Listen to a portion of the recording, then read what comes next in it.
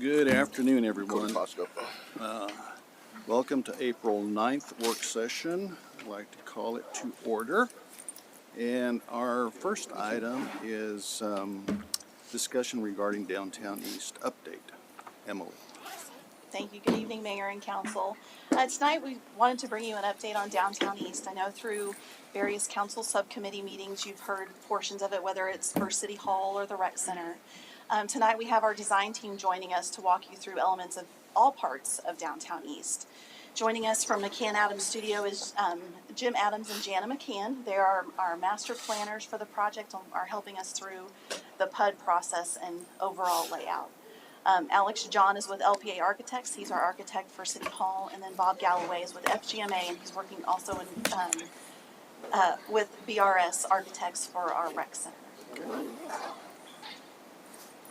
So just a little bit about the time frame and kind of a reminder, we are currently in the project design and permitting portion and public design engagement. We are fixing to hit into our entitlements and actively working on the PUD write-up for that, and you'll see that come before you this summer. We're also working through the subdivision, site development permits, as well as the building permits in order to break ground by the end of the year. With that, I'm going to pass it over to Jim and Jana to walk you through the master plan. Thanks, Emily. So this drawing here shows the area that we have delineated for the planned unit development for the PUD. It includes, as you can see, land on both sides of Gilliland Creek, the 29-acre Pfluger tract on the east side of the creek, and then properties on the west side of the creek as well that would connect into downtown. Main Street forms the kind of the spine that will connect the Pfluger tract in with historic downtown. And we've delineated on this map here several development parcels, the ones labeled A, B, C. And these are properties that the city is in the process of acquiring to accomplish the Main Street extension. And then on the east side of the creek, 7 development parcels, which include the parcel for City Hall and the Recreation Center that will be oriented around the Civic Plaza.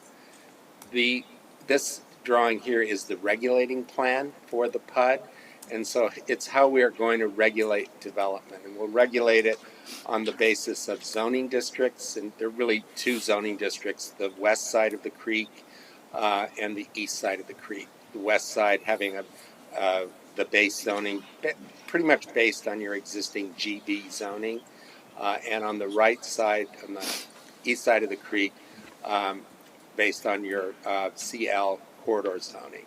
But the development standards have been altered to be specifically pertaining to these tracts. We also have about 17 acres of open space that's included in the plan. That includes parkland that currently exists along the creek and the Civic Plaza at the core of the area. You'll also see these different types of frontage types, and we're really using those to regulate the kind of development we want to see along these particular frontages. So pedestrian priority, meaning the highest priority given to pedestrian active uses like retail, shops, and restaurants. Pedestrian friendly frontages, which might include ground level brownstone or townhouse units. Neighborhood buffer frontages, particularly focused on the areas adjacent to those single-family neighborhoods and to the greenways, and then more general frontages where there's more flexibility allowed. Also showing here a conceptual trail system. In the solid green are the trails that are going to be constructed as part of the Phase 1 program, and in the dashed green, the trails that will be following in subsequent phases. Those dash greens, those are partially in flood areas and partially not. Correct. Where's the delineation? Is it at Main Street or is it a little south of it? It's all of the parcels are out of the floodplain. We're still trying to finalize the floodplain with your floodplain coordinator, but generally a lot of the green space is within the floodplain. The plaza, of course, So, is not. so are all the parcels are out of the floodplain, but the green space isn't yeah, I guess essentially. Much of it is what you within the- assume, an approximation of what you believe to be floodplain, correct? Approximately, yeah. Yeah. It will, I mean, basically the grading will come down from the streets into the floodplain, but generally we're trying to maximize the flood capacity of the site and to also maximize the development potential of the site. So a lot of the green space, most of the green space is within the floodplain. Jim, I see the, if you go back for a second, I see the trails seem to be disconnected from the downtown east and the western green space that you have over there. Talk to me about how we're going to maintain connectivity between old downtown and downtown east for our pedestrians. Good question. So what's not shown properly on this drawing is that the Main Street Bridge, you can't really point to a screen, but the Main Street Bridge that goes across Gilliland Creek will have a shared use path along the north edge of it. So the bridge itself will create a trail crossing that will connect the Heritage Trail, which is in the dark green, across into the Pfluger track. We haven't finalized all of the trail system on the Pfluger track.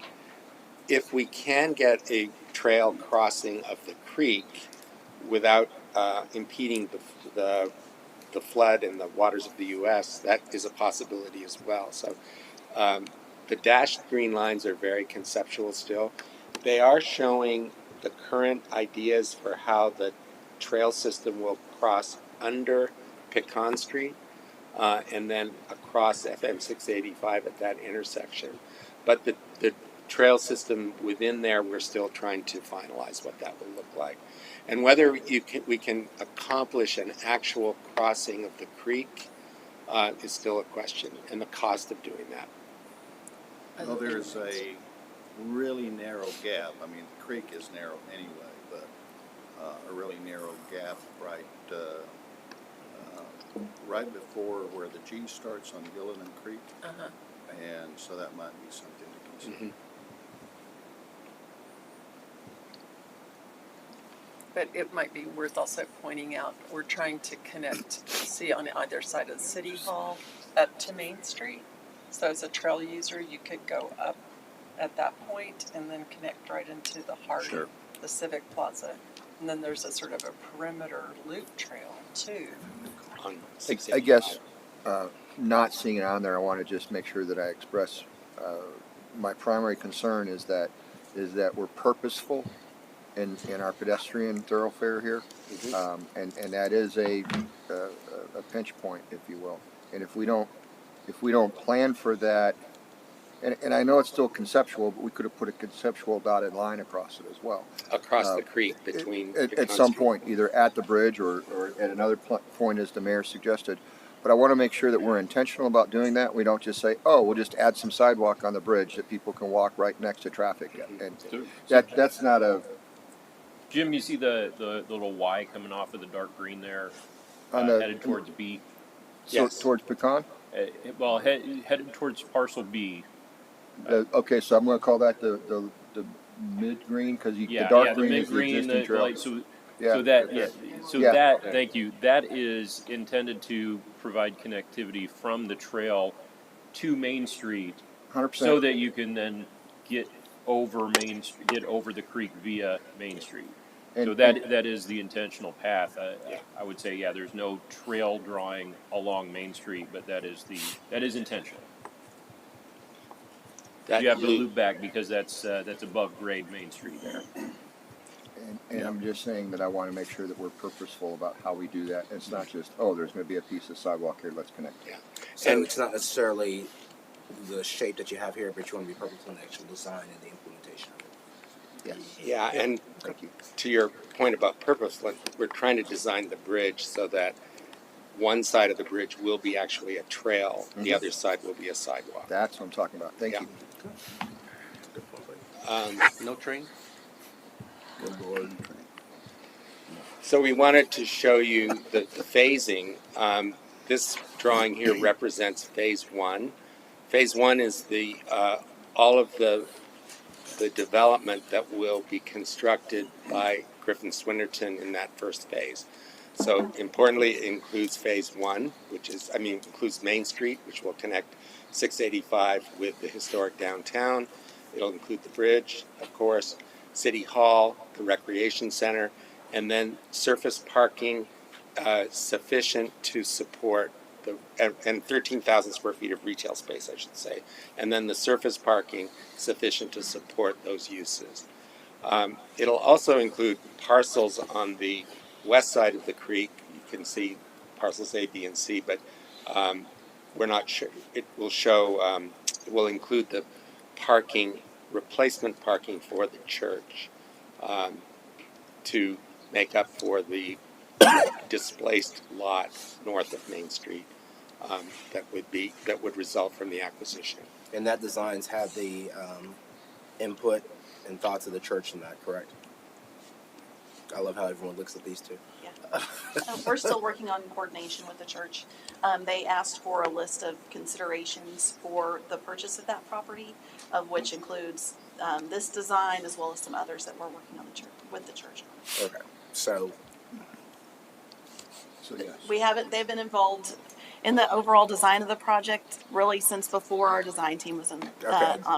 just want to make so they've seen where you thought about where to put their parking in this design before. Yes, sir, they have. That's all. I know that in the recreation center we have space available for our P3 agreements or possible P3s. Other businesses to come in there and have stuff. Where else? I mean, it's looking at this, it only seems like that's the only place we're going to have that. And I know that's how some of us sold it to the public, that hey, we're going to have P3s, they're going to be working, we're going to be able to bring in some revenue through that. Yeah, and I'll show you that on the next slide. But parcel, you can see that, right? Lime green parcel, that's called parcel 5. That is what we're talking about, the high priority site to attract a P3 user, whether it's a retail entertainment type of use that will help to activate the plaza. So that's not something that Griffin Swinnerton is constructing, but it is a first priority to attract that kind of use, hopefully in the first phase. Okay, just like with Councilman McDonald, I just kind of want to see something on there that indicates this could be a possible spot for it. Yeah, and so that That we we're should actively label that looking high into priority. that, we're keeping that, being aware of that, so. The parking lot adjacent to parcel C, there were talks about, because we've got these other festival-like spaces, they're small, but they could provide for some gatherings. We talked about making sure that parking lot was adaptable to a impromptu food truck court, so that we would have some power there to make sure that if we decide to do an event, that we could do it there and bring in food trucks without having to have the generators running. Is that still something that we're having on the table? So on parcel C with what we'll call the community parking lot just west of the church, Sure. and then really the gin tract is what we're referring to. We're actively looking for what that use could be for that development, whether it's an enhanced food truck court or other type of use to really activate that site as well. And that we're putting in the infrastructure here to support that. Okay. In parallel, we're working on activating that with a separate user. Gotcha. Cool. Thank you. This diagram is showing what one possible scenario of how the build-out might look. So the PUD is providing a lot of flexibility. So sites can become residential, they could become office or hotel. We believe that the sites along the northern edge of the site are particularly suited for residential, multifamily. Possibly the sites against 685 could be suitable for an office building, as you see in that pink. Also a possible location for a limited service hotel or a hotel at the corner of Main and S685, that's in the violet color. Why'd you say limited service hotel? Well, limited service might be not a hotel like a Garden Suites, Hilton Garden Suites, or wh- uh, Marriott has, they all have versions of that. So a hotel of about 150 rooms, which would be a moderate sized hotel. Could also be, I mean, the red as part of that hotel is showing the possibility of a ground level restaurant that could serve the hotel but also serve the broader district. And then this drawing here is showing possibility for, could be up to 85,000 square feet of retail restaurant type uses beyond what was happening in the first phase. The orange represents up to 750 units of residential, all depending on what the market would want to deliver. And then we're also working with the city now on the design of the plaza. Jana's going to talk a little bit about that.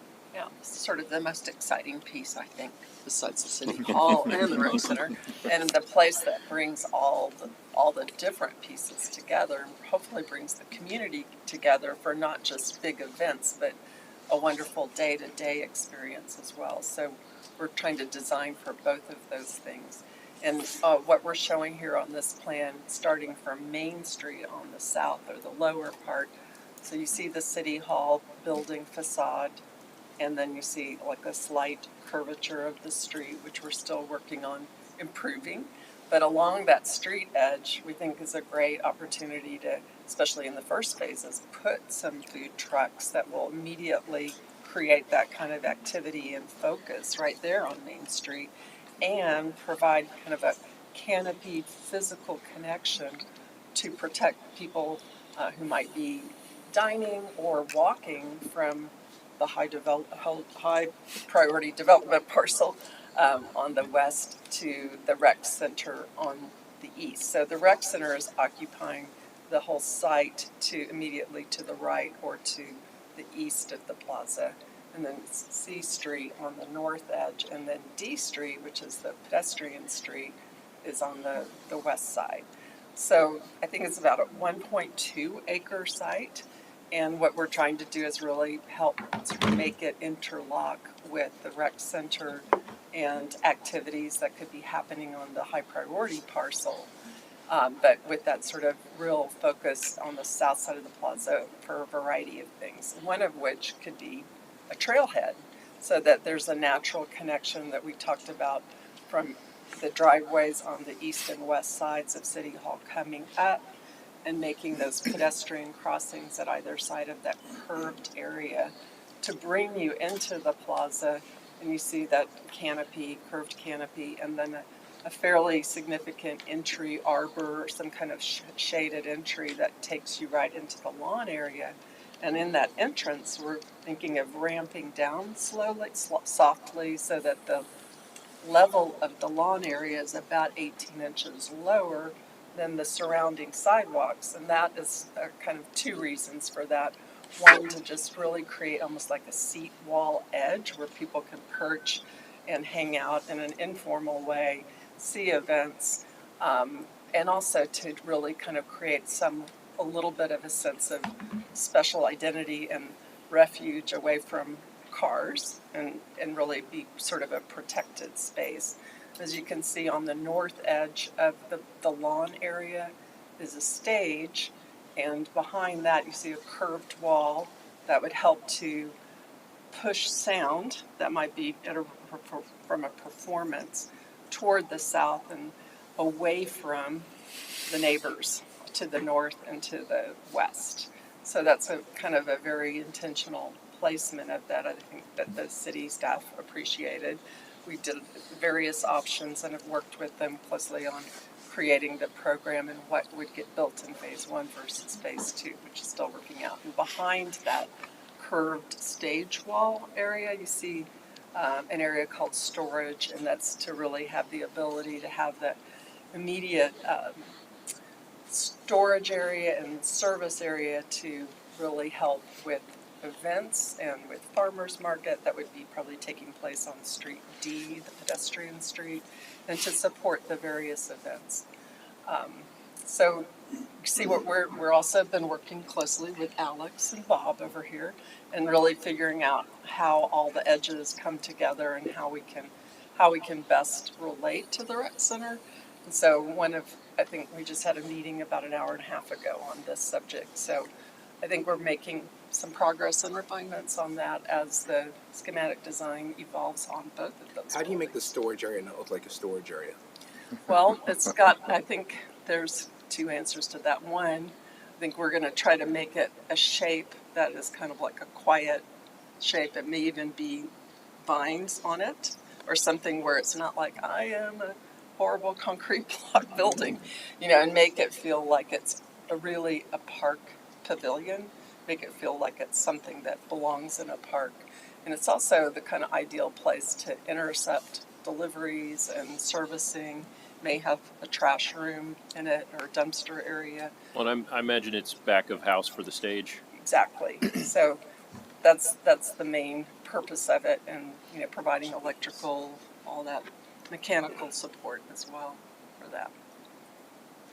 And then we'll have a walkway that will be on the rec center side, and that will bring folks into the main entrance of the rec center, which will be maybe farther closer toward the south end of the rec center, so it's super visible from Main Street.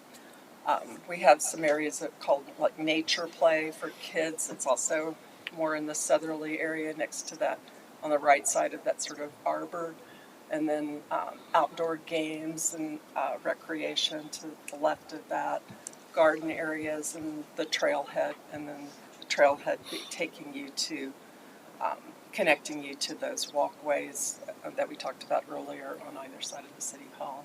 And then, of course, Main Street across the new Main Street Bridge, and then out to Do you Evans. anticipate using real turf or artificial turf? For the lawn We've been advised to use artificial I know I'm putting the turf. cart before the horse a little bit, but No, now's that's the a- right time. and because I'm also looking at my second question is how will the building right next to, I guess, to what I'm looking at it to the west, where we were saying we might have some P3 opportunities. Is that going to be 1-story, 2-story? And I'm asking because I'm thinking about the sun coming up over and everything and how it will shade that lawn area. And I know artificial turf it gets a little hot versus real Yeah. turf, but real turf is hard to But if maintain. you water it, Huh? it'll grow. Also, People just don't understand It'll be what multi-story. that Say You have to water Multi-story artificial is the goal. turf. That's 2 the stories? thing. Multi-story. Oh, multi-story. So Yeah. okay. And And don't we have a minimum level in the downtown overlay? We do, and the PUD will establish those heights. We also anticipate a district garage, which will be multiple stories on that lot as well. So That will help we would be provide that. expecting 4 stories probably. What's the minimum Depending now? on the use there. I think the minimum is 2. Okay. That's why when he said 4, I was like, I don't know if we'd have. so are we looking at artificial turf, real turf, or For the plaza space, the lawn shown there, we're looking at artificial turf artificial turf? Okay. for year-round use of that space. Yeah, I know they have it at the Domain. Some of the other Yeah. places, it's nice, but it does get hot. Well, Yeah. maybe I'm thinking of old football stadiums and old football fields where they get hot. That What? artificial turf. Yeah, that's why you got it. Literally, when College Station implemented their whole turf field stadium 5 years ago or so, they forgot that you have to water them. So you're out there, it was You about were 100 serious degrees about outside. that, huh? Yeah, you saw Wow, I people didn't were know that. people were passing out. I mean, it was bad. Wow, And you I've saw never the heard of heat that. coming up from it. Yeah. Look It's at bad. Charlie, his eyes are like, what? It's a real thing. So The, along, the squiggle in the road there, is that for traffic calming or? Yeah, it's both to calm traffic down and to say, hey, there's something really wonderful here. This is a special spot, and bend in the road. We want your attention. We're, City Hall is right on the axis with the plaza. It's really sort of accentuating that connection between those two buildings. And we've heard from the city that you guys want to have a really strong visual connection and access there. And so that's why there's been a lot of effort to make sure that we have that central spine that goes right into the city hall. So, So- Jim, that's what Jim had mentioned about straightening that to an extent, or is what are we thinking about? well, no, the transportation staff has advised us that they don't like the drop off. I love how you said advised. Keep going. Should we take their The concave, convex portion of the street with the drop off doesn't really work. So we're actually working with Alex and his team on how the city hall drop off will work, and so that is still, the whole segment between the two crosswalks is still up for discussion. But there's a lot of people who like, including Jana, who like the curve, and we're trying to see if we can make that work with a proper drop Still off. fun. And just to extend my earlier comment, I love how we're being intentional here, right? How we're looking at each piece of this and how it interacts with the other pieces, and how we can come up with a project that in its release isn't disjointed. Yeah. It's like these things were all done independently. I love seeing it working together, and I like the thought that you put into this part of it. Yeah. And that's really kind of our role, is to, as urban designers, to kind of bring all of these pieces together into a cohesive whole. So these pictures don't seem to match exactly. Are you thinking of something similar to the open space in front of the George R. Brown down in Houston, or do you have something else in mind in terms of? We can't hear you, David. What's it ultimately going to look like? I'm sorry. I was saying that these pieces, the individual images. pictures don't seem to match exactly. And are you thinking of something like the open space they have in front of the George R. Brown down in Houston? Or are you thinking about something more The like the convention Austin Discovery City Hall? Green. What are you thinking about? Well, Discovery Green in Houston has some great aspects that we're trying to replicate here. This is a smaller space, so Right. Yeah. some of the functions would be similar. We actually have a whole slideshow that talks about the precedents that we're looking at here, and we have some great local ones. In Austin, there's Republic Square. Thank you. In downtown Austin, which has Okay. some of the same Similar qualities. size. Tell me more about the analogous approach you're talking about with that. Well, I For- think with Republic Square, it's actually a historic square, so Yeah. it was one of the key. And we also have a federal squares. courthouse right there, so. Right. Yes, yeah. And so I think their idea has been to create a central gathering space that does have use as farmers market and special events, film nights, and all of that. But it hasn't come to fruition as much as they'd like regarding that. I mean, it's a gathering space for sure. But I guess I want to hear more about. Well, it's pretty highly programmed, and it's also a transit hub, so people connect there and can connect to other, like Shoal Creek Trail, which is nearby. So that's another kind of likeness. There is sort of nature play going on. There's public art there. It's it's got a brick and mortar restaurant, a small restaurant. That's also something that's I think aspirational here. That the first step in kind of establishing that might be more the food truck with the protected canopy, phase one. But I think we're also looking at setting up the infrastructure to possibly introduce like a brick and mortar small cafe under that canopy. That was from sort of some earlier ideas on the project. So you're thinking of pulling the utilities to establish in the future a possibility of that. Just, yes. Are the utilities too dissimilar from what's necessary for a food truck? There would be more, it would be more substantial for sure, like with the wastewater connections and probably higher level electric service and, water service. One of the things we didn't talk too much about was the Street D, which is this actually D Street. We're talking about along the whole west edge of the plaza is creating a pedestrian promenade. It will have trees on both sides, and it will have electricity that will allow you to set up a farmer's market between those, along that whole promenade.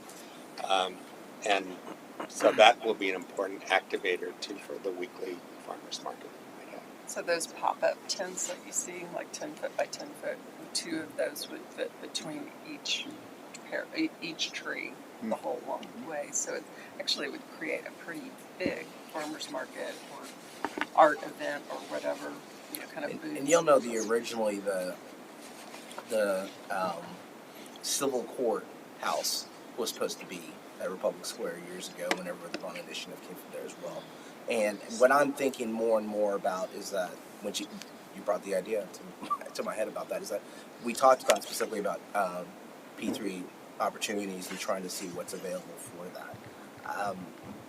I'm curious to see how that plays into here with the availability of the spacing, being intentional about the design for future use, and ultimately, because this is going to be, I mean, there's nothing like this in Pflugerville. Quite literally, we are building something that is nothing like anything else in Pflugerville. And with that, with our hope is once they see the investment that we're making in the city, you know how this Pied Piper will come along for that. So just thinking about how else, what else would we want to think about? How many things that to help transform some of these things with that as well. But I think it's an interesting analogy that you guys made. I mean, I think there's also one big circulation thing we didn't mention about, going from what would be the municipal parking garage, coming out of that, and then kind of crossing it around the south side of the plaza area. So I think that whole south edge of the plaza is going hopefully to be a really busy place where people run into one another and connect to the other spaces in the district. So the district garage in this illustrative plan is shown on parcel 5, and that would have to have quite a bit of parking to support the city hall, rec center, and all of the retail activity.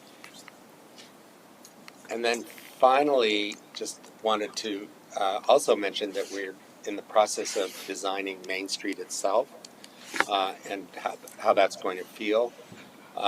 It's going to be obviously a 2-lane roadway with parking on both sides. Sidewalks, we're looking at the idea of pavers so that it makes it feel a little more special than a regular sidewalk. And the ability to support cafes and active retail along that whole frontage. You said pavers? Mm-hmm.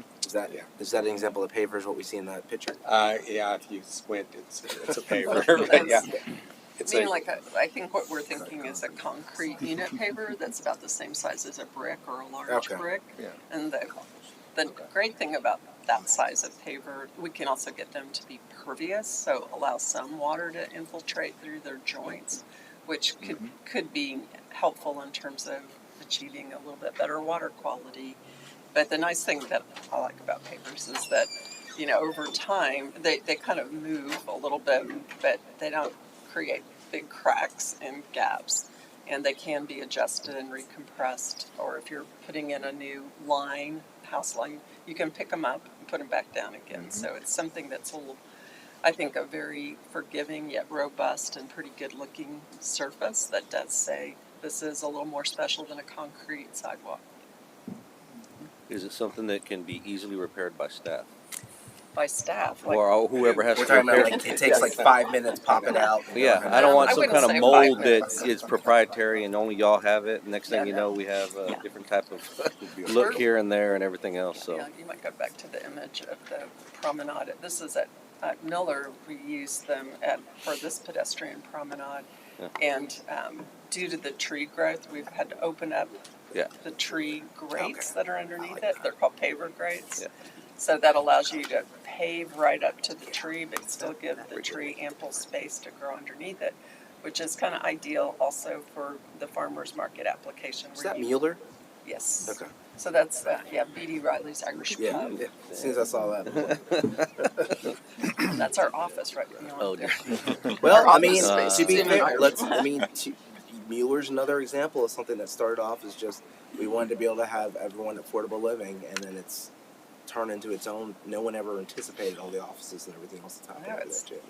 It's a very alive place, and at the end of that promenade, which is an idea we're working on, is this major piece of public art sculpture, and it's a big dragon, and kids love it, and it's very beautiful, and it's designed to be climbable, where kids don't have, they kind of slide off of it. It's not precipitous or anything, but it's kind of marks that axis again, and so we've also located an area now that would be right on that sort of central axis for your Christmas tree or whatever seasonal kinds of fun decorations or changeable public art.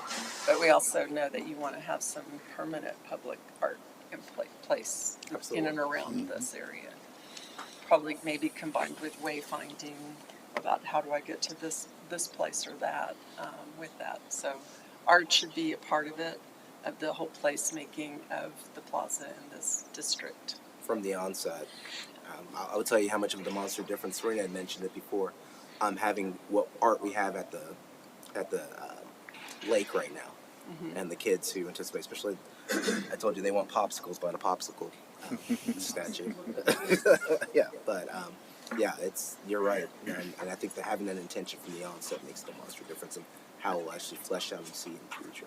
Yeah, and some of that too is also anticipating where we might want special lighting for that art piece. So we really need to know where these things are going to go, so we can make sure that our utilities are in place for that.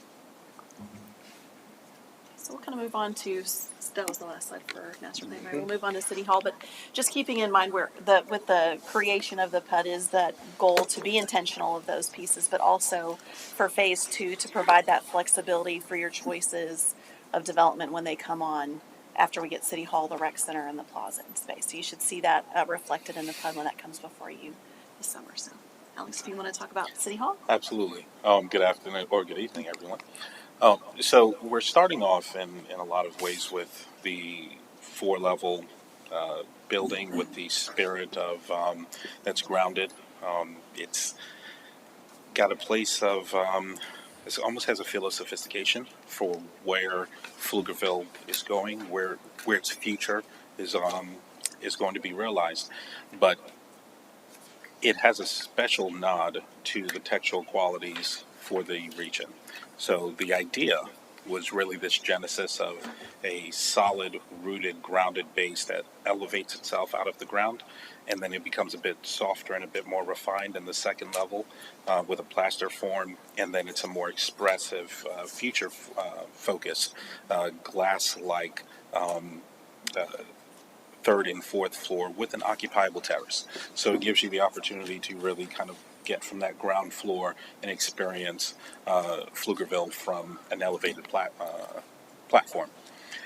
And going back to this idea of the integrated space, we've really been working together as a team really for the life of this project about how can you look at City Hall not from the perspective that you would normally think of a city hall where you're sitting on top of the community, but you're in a space that's tied into the community, a building that actually pulls people all the way in and through. So with that move, we started thinking, the idea of connecting the plaza with the adjacent rec center and the space that's going to have all of these people. What happens when you actually have a building that feels like it reaches out and pulls you across to the plaza in front of the city hall with an outboard cafe? So instead of thinking about the cafe as this internal element, think about it as an element that really starts to spur activity that has a longer life during the day than the city hall operations itself.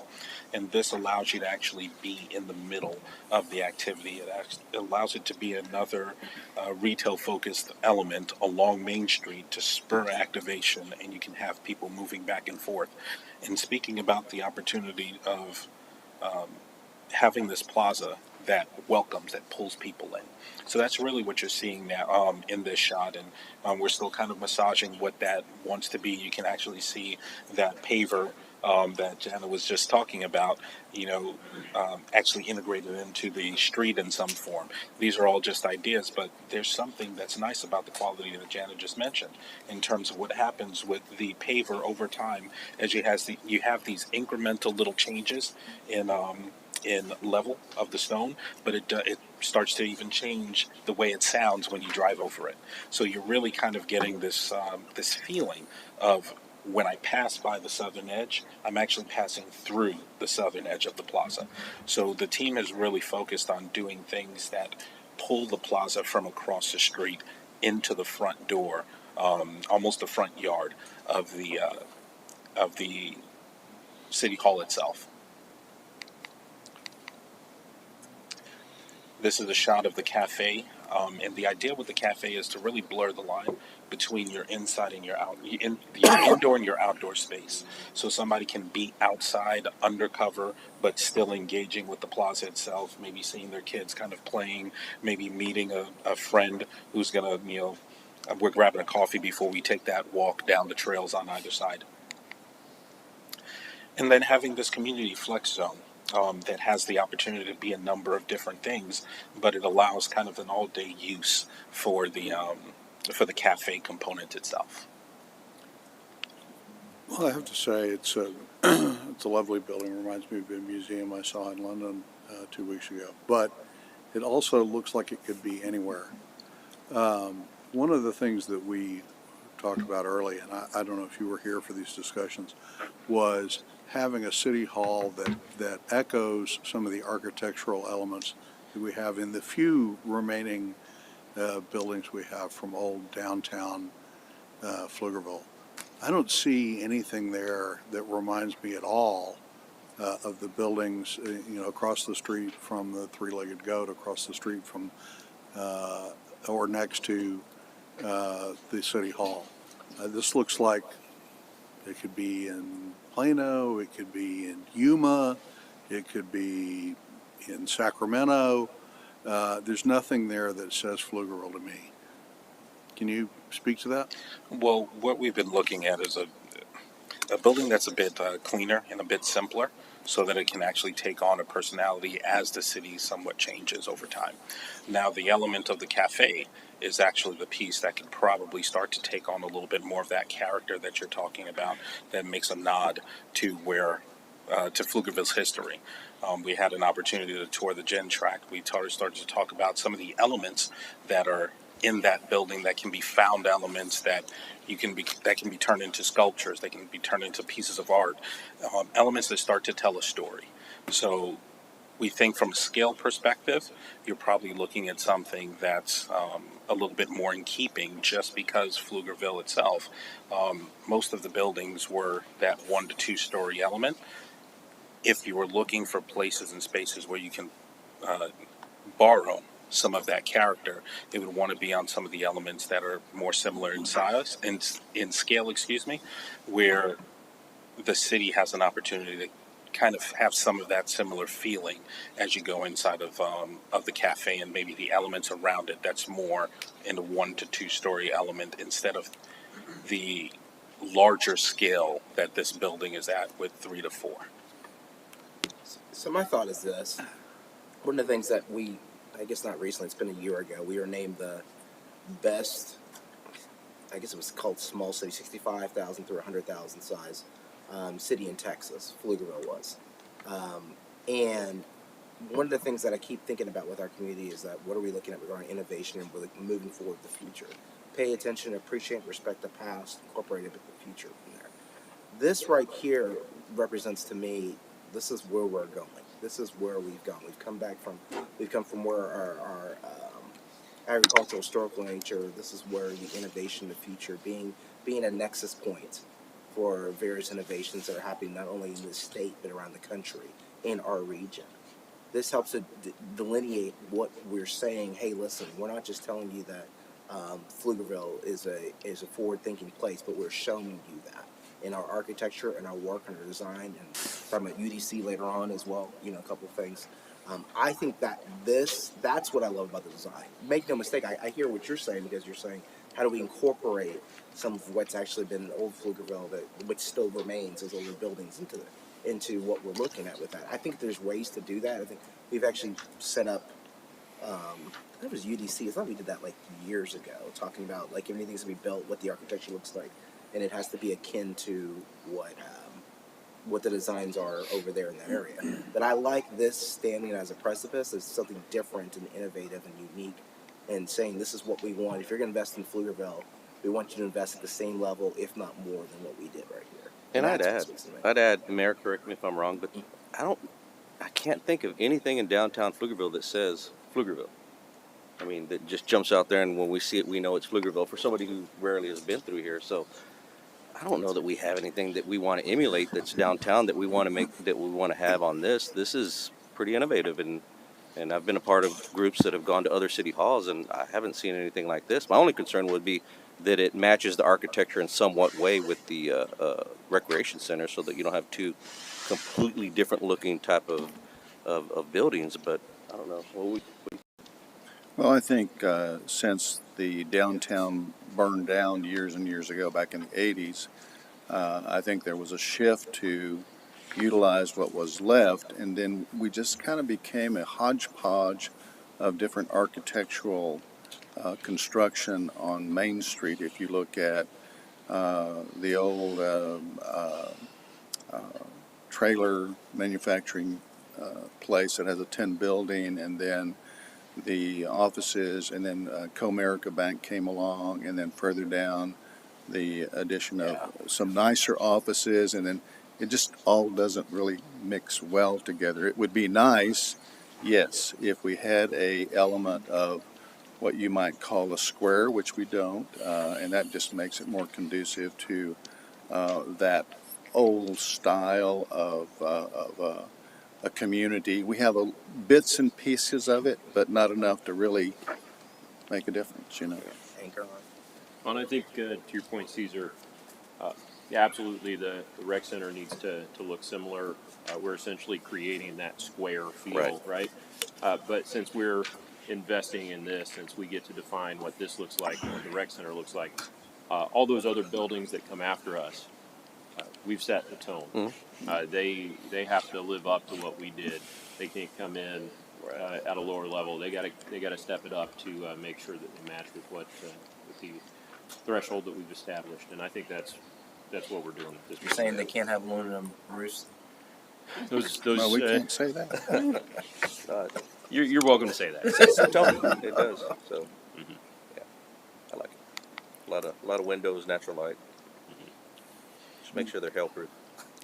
Help. Dude, are you seeing what's happening right now? Oh, yeah, it's small stuff here. Marvelous. This would be, you know, at home next to the Tate Modern, but the Tate Modern doesn't belong in Pflugerville. I mean, it's not a German Christmas village. Okay. That's okay. So that's your juxtaposition, right? Your question is what does it look like? What belongs in Pflugerville? And what I'd say, I think that's what we're saying, is that this does belong in Pflugerville. This is exactly what we want Pflugerville to look like and aspire to in moving forward. This is what we want to present. I get This is who we are. frustrated. Yeah, exactly. Yeah, I get frustrated at times the way that people present our city and what it is, and you know, having something like this as the anchor to actually establish what this is and what we're saying moving forward. I think that's exactly it. If we're talking about how we want universities and other things to go ahead and invest and work in our city, this is what we show. If we want to show businesses, hey, listen, this is where you can actually go ahead and have wonderful mixed-use opportunities and more from there. This is what it's showing. If we're trying to show our citizens in general that, hey, listen, you don't just have to go out somewhere else to be able to go ahead and be on the terrace to host a party, to go ahead and have it, quinceañera, whatever's going on here. You've got a great place in Pflugerville. That makes all the difference in the world. Yeah, I don't know why that popped up out of there, but this is why. Now I get where you're coming from. You're saying, why does this belong to? I think this belongs to Pflugerville because what our citizens and what we're saying is that this is what our future is, and this is what it gives forward to it. I mean, it's just Look at those walls. Yeah. Could you go to sleep any faster than if you stared at those walls for 5 minutes? Oh, my goodness. Now, I don't know that the materials are locked down yet, are they, Yeah, Alex? I think we could talk about that. Maybe. I I remember having the conversation about a mix of materials and whether we do smooth cut stone versus rough cut stone, and so those walls may not be the walls. He just wants that USC red on there.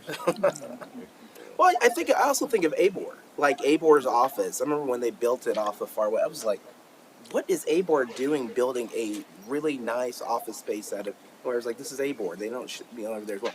That place is rented all the time, used for community space. It's a cash cow for them, in addition to them having office space for there as well. We're talking about something that we don't just want to be a city hall, but we want an opportunity for investment in from other folks in the community. I would go ahead and be like, oh, dude, I'm having an event in Pflugerville. Where can I rent this out? How can I rent this? Well, but you could look at the Bullock. The Bob Bullock Museum is a place that gets rented out periodically, but it has a very distinctive look to it, much more distinctive than this. This is, how is this different from the Austin City Hall Annex? Well, it looks a lot like it. It's not blue; it's red and sandstone, but it's. There's nothing there that says that links it to Pflugerville. I reiterate, you could put that in Yuma, Arizona. You could put it in Sacramento. Uh, Why What do would- we want a building that could be anywhere to be our city hall? I mean, What's it missing, David? yeah, What's it missing? exactly. What would you prefer to see? I would like it to echo the old buildings that we So- have left in downtown City Old, Hall old in dark terms brick, of materials, arches, Gothic. you know,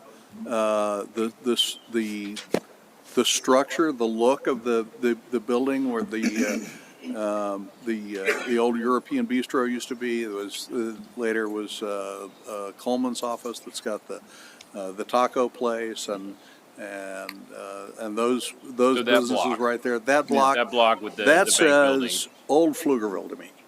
And, you know, maybe I'm the only one who thinks that that's a distinctive part of old Pflugerville, but I thought that's what we were talking about when we talked about the architectural elements all those years ago, when we first started on this project. So years ago, I can't remember. Emily, when did we have that conversation? It was years ago. It's part of the downtown district overlay. There we go. Okay. That was probably 2019 or so. Yeah, we have set that out.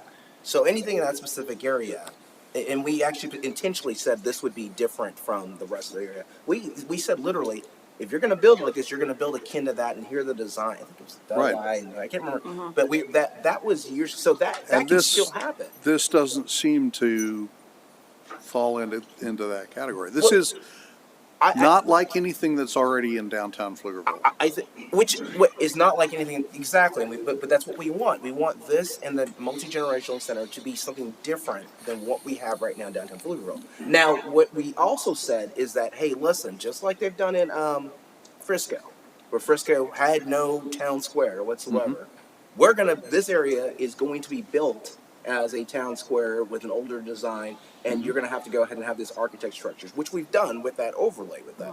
But this right here, because of what we're trying to do here, we've got to, I mean, forward thinking, innovative, just pops. I mean, that's what I really say about this. That's what we're trying to get out of this. And that's what I'm saying is that I get what you're saying regarding you want that design over there in that area and what that looks old Pflugerville. What we're saying is that what we're trying to do here, get our biggest bang for our buck, trying to go ahead and attract folks, get things from there as well. We've got to make this unique. Now, I get what you're saying. You're saying, okay, this could be other places too. But what we're saying right now is that that's not here in Pflugerville, and this will attract business, people, community here in Pflugerville. Like, I mean, I think it's great. I agree. Well, in the effort of time, Please. or interest of time, excuse me. Who are those random people in cutouts? We're going to go back just one slide real quick. I'm sorry. Oh, I'm sorry. So in this representation here, you'll see the 4 stories on the left hand, and then there's a terrace element on the roof, which extends the elevator and also makes that usable event and gathering space. The picture on the right without the terrace is within the budgeted amount for City Hall. On the left, I'm really bad on my left and right. The picture on the left, the 80.2 is within the budget for City Hall. The one on the right includes the terrace, which that additional cost is to extend those elements to the terrace and create that event space. We do have some earned interest on the funds we have set aside for City Hall that could cover that. We also wanted to gauge council's interest in using that interest or look towards the general fund or other sales tax revenue opportunities to fund that balance. I know with the City Hall subcommittee, there was interest in including that terrace as a great element for City Hall. Wanted to bring that forward to gauge the interest of the full council. I like it. And I think, David, to your point, this thing else I forgot to bring up is that there was a discussion because we've been approached before by elected officials, state and federal, to have an office in Pflugerville. Right, I know. This is what I'm saying pops to get people to actually go ahead and do that. And we've seen several city halls across the state where that's in fact what they do. They'll have those folks. Well, up there. we just looked up New Braunfels and Fredericksburg, and they don't have anything that looks like an old German town, city hall. Yeah, Fredericksburg has Roman columns. Yeah, New Yeah, Braunfels New looks Braunfels like used an old Albertsons. I asked him if it was a grocery store. It does, so- Before that, it was an Darn. old Yeah. lumber yard, so they really stepped they it up. decided to go in a different Lumber yard direction, to grocery so- store. Does that seem like the best decision they could have made? It looks pretty nice, actually. Everybody want an old Albertsons? I think we've got one here in town. Yeah, it wouldn't be big enough. And by the way, Sessions District falls in the boundary of this, of the downtown east. Okay, all right, go ahead, thank you.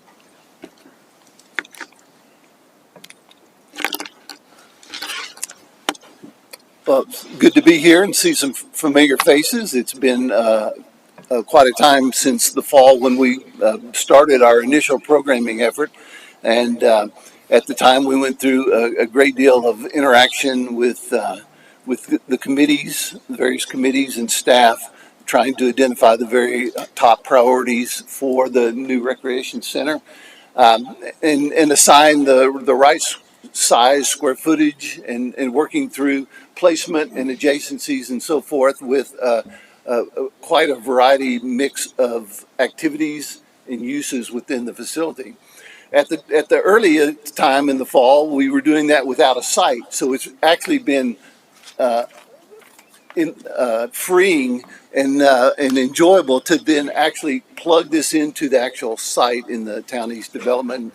Now we know that we have frontage along Main Street. We've got a major face of the building that forms the eastern edge of the Civic Plaza, and seeing how that circulation works really now drives and informs a lot of the arrangements of those spaces throughout the. Let me ask you this, Bob. building. So since it was amorphous about where it was being placed, how did you handle that from a design standpoint? Did you just make it fungible to allow for various different, I guess computations, various different differences to go do that? Because that's a fascinating way to handle it. Like, dude, I want you to design something, but I can't tell you where it's actually going to be yet. Well, in a way, it was a very just diagrammatic at the time, and clearly many of the spaces are pretty obvious what floor and what adjacency they need to be from. You can't separate the locker room from the swimming pool, with wet feet. They've got to be next to each other. So certainly the main floor level is the prime real estate, and that's the largest footprint. Now we know our footprint is around a 300-foot square. It's at 305 feet, 325 feet. Takes up, it's a large city block. However, the spaces that we're putting in are very large spaces, so we're working with a very large building. So the challenge is, how can we break down the scale of that building and make it feel comfortable along Main Street? How do we make it feel comfortable, particularly along the highway and across from HEB and so forth? How can we really make it an attractive building, a multi-generational building that draws a lot of people in? So this elevation was done a lot, in many ways, before Alex had developed a lot of his work. So we were kind of working uninformed, apart from each other. So we look forward to this next step when we can begin to make both of these projects feel like they fit not only together, but really complete the fullness and provide the anchor that they really are for the whole Town East Plaza. The main level, like I said, is the sort of the prime real estate.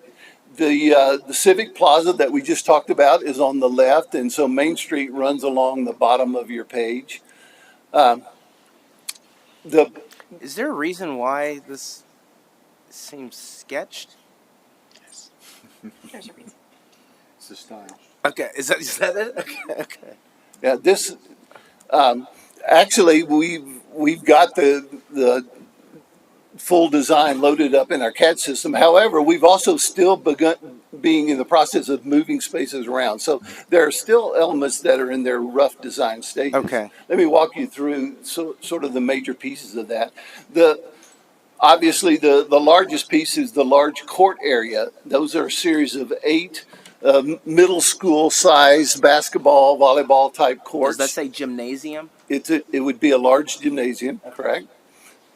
And then you actually can do a cross-court transition with court striping and play a series of 4 full UIL size basketball, volleyball courts. So this is a major gymnasium facility that will open up a lot of freedom for events and tournaments and multiple plays. There's divider courts that will allow the courts to separate from each other in terms of balls flying back and forth so that you could have multiple kinds of instructions and activities, age levels, all participating on the courts at the same time.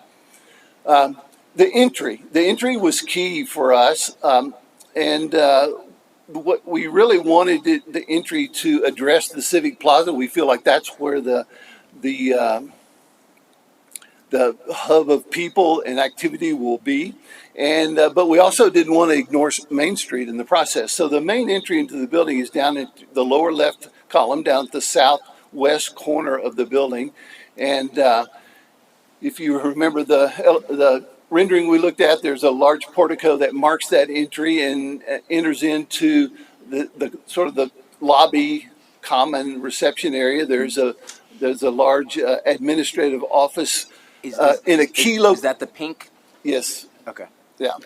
And so that's a very key gatekeeper-like location where we can control the incoming traffic and know who's coming in and out of the building, so forth. But we've also married it up with a lot of support areas. There's a senior lounge that has casual, informal seating that would allow smaller activities and meetings and just chance happenings to happen right there at the corner. There's a children's care area, so if I've come for a workout and I need to have the kids looked at for an hour, it's right there. There's a play structure inside that supports that and gives it expanded areas as well. There's restrooms. How big is that turf?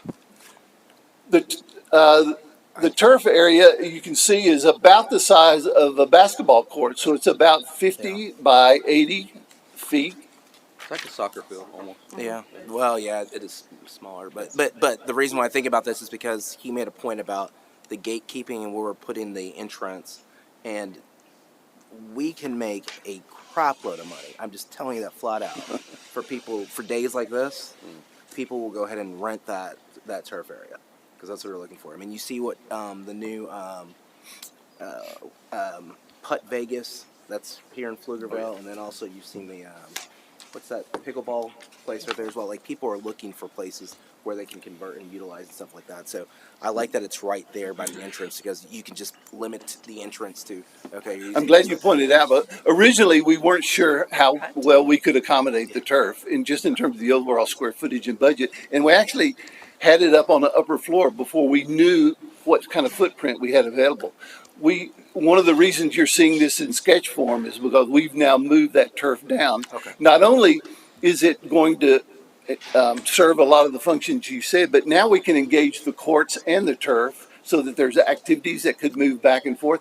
And it's now down at the plaza level. So with some large upward acting doors and things, we can open that up to the plaza. There can be outdoor fitness activities going on.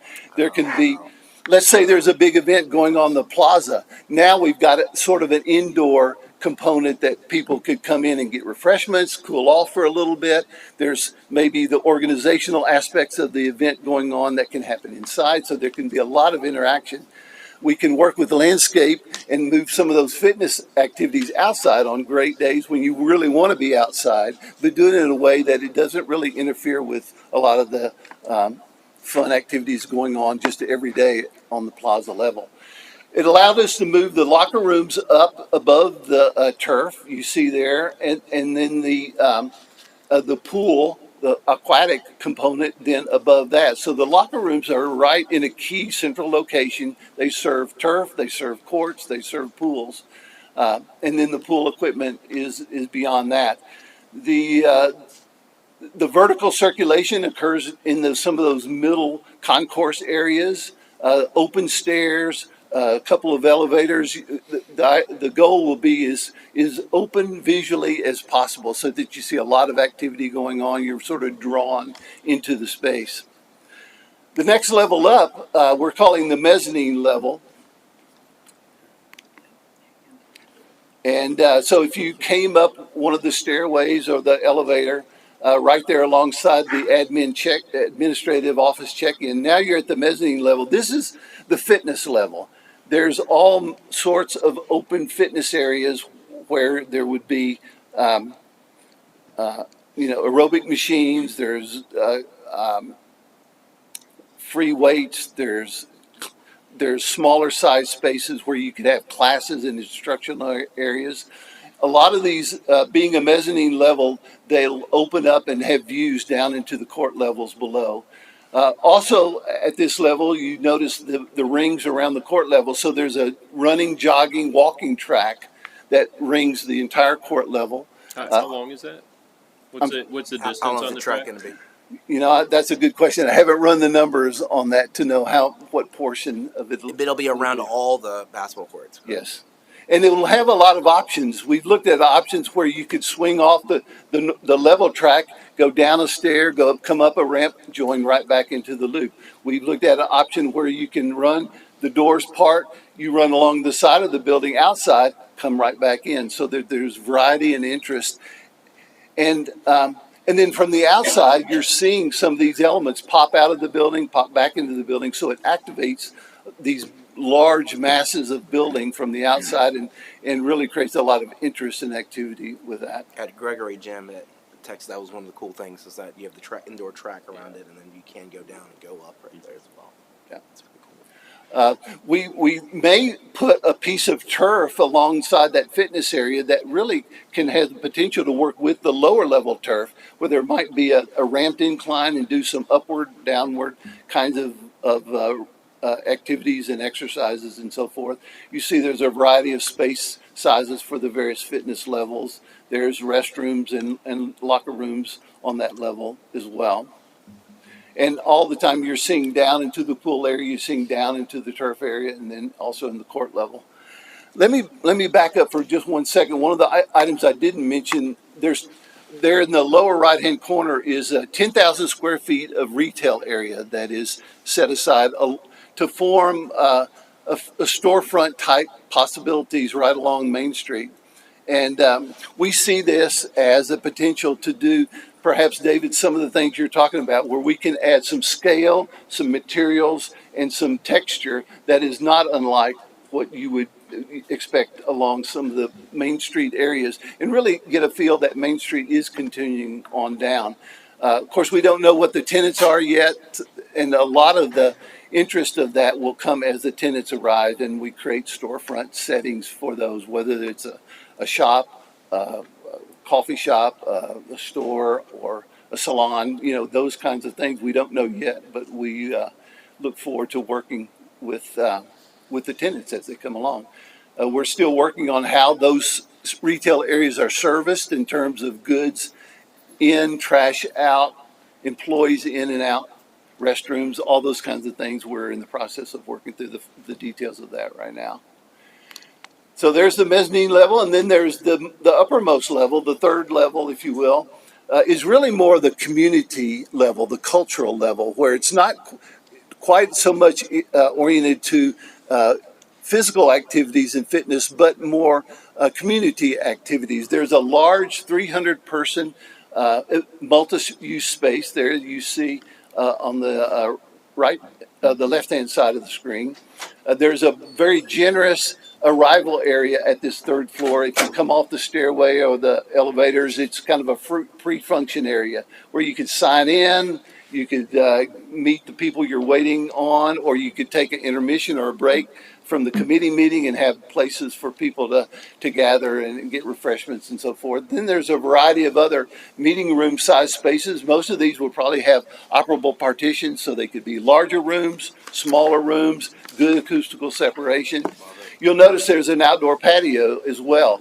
Both the 300-person room and that patio are going to be prime viewing down into the Civic Plaza. So if there's a concert going on, anything like that, it's going to be really an excellent area for. Help me with the orientation. Where's the outdoor patio? In the very lower left-hand corner, that where you see a little grid pattern there, That's a little grid over there, lower left, not the big grid lower right. That's right. Oh, I thought that was a trapeze net. Come on, you got me excited. It's for golf. Oh, is it it's the net? No. So how does this help us serve our active senior community? I take it with these rooms, this is programmable? Yes, in fact, the two rooms in the lower right, we're calling more of the resource, not resource, but anyway, those would be set up with infrastructure where if there was a cooking class, if there were art classes and things, those rooms might be a little bit more fitted out with finishes and equipment that would support any number of classes and activities that might be going on, sculpture, painting, And correct me if I'm crafts. wrong, Bob, but that's literally what we suggested and asked for from the onset from that, was to be able to have those amenities in there for the seniors to make sure they're able, because those are the things, I think, if I recall, didn't we just take what they asked for during our community involvement and engagement, and then incorporate that in there? And those are the things that they talked about Right. specifically, which we found interesting about the cooking classes and the other things with that as well. I mean, So there's a lot of storage and shelving and things that will support that. When the room has to be a cooking class on Monday, but now it becomes a you're right. They asked about So storage because apparently right now we when don't they have have to enough. go and store stuff. That's yeah. Okay. exactly. Bob, just Oh, Jim has stayed on what- top of it on storage. what, no, he did. One thing to note, you talked about creating a viewing area for that patio. The area that they will be viewing, according to our earlier conceptual drawings, is the food truck plaza. The stage, I think, was on the northern end, what we're calling the top part, towards Secondary Street. Mhm. And so I don't know how that would work as a viewing area for. You're still going to have a wide panorama of the full plaza. I feel like from the decks and from the 300 person room as well. Okay.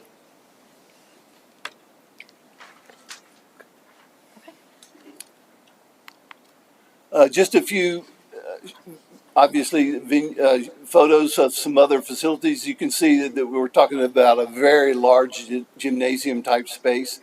We have a large roof structure overhead. We have a chance for a lot of natural daylighting from energy purposes and all done though with safety in mind. One thing that you don't see in this photo is the track that rings around the mezzanine level of this room.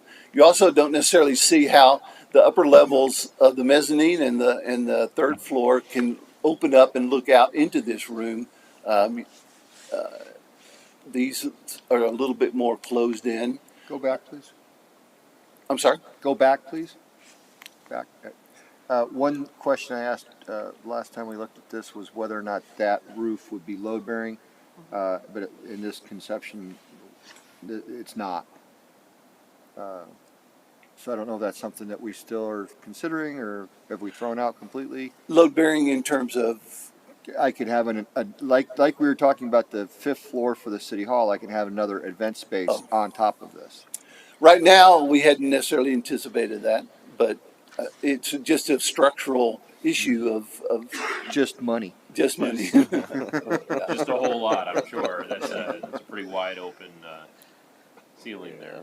The one thing that's nice about the 2 levels and plus a mezzanine right now, just not to get into too technical of things, it allows us to keep a lot of our stairways as open stairs. Once you start going up to 4 floors or 5 floors and so forth, now you end up with more enclosed stairways and things for egress purposes. Doesn't mean you can't have some more monumental stairs that are just visually open for circulation and satisfying egress requirements elsewhere in the building. So If it were load bearing, then the support columns would probably get in the way of programming on your gymnasium surface. it really wants to be a free span space, Yeah, no doubt I hear you. about Okay. that. So the turf area, and again, one of the things you don't see here is that the potential for the turf area to open up to that civic plaza beyond, to open up to some degree to the court spaces beyond as well. But I think the court area we're talking about would be another probably 10 or 20%, maybe even 30% larger than this turf area that you see. The aquatics area will be have a variety of activities available. it could have kind of the lazy river type component that wraps around. You could have resistive walking against the current. There's obviously play structures available, a zero edge. In fact, when we were the at the site a couple weeks ago, we were down below Pecan Street and kind of remembering what the edge of the creek is like. I can imagine the zero edge pool, rather than just a straight line, is more of a flowing river edge. Maybe there's some big boulders there that are fun for kids to climb on and things like that, picking up a lot of the natural elements of the site. Uh, there will be exercise lap pools as well. We don't know exactly, how many lanes we're going to be able to get in just yet, but we know that there will be space for some of those, hot tubs and other things. We're all trying to work in to that. I'll show you some square footages that result in just a minute when we get to the end slide.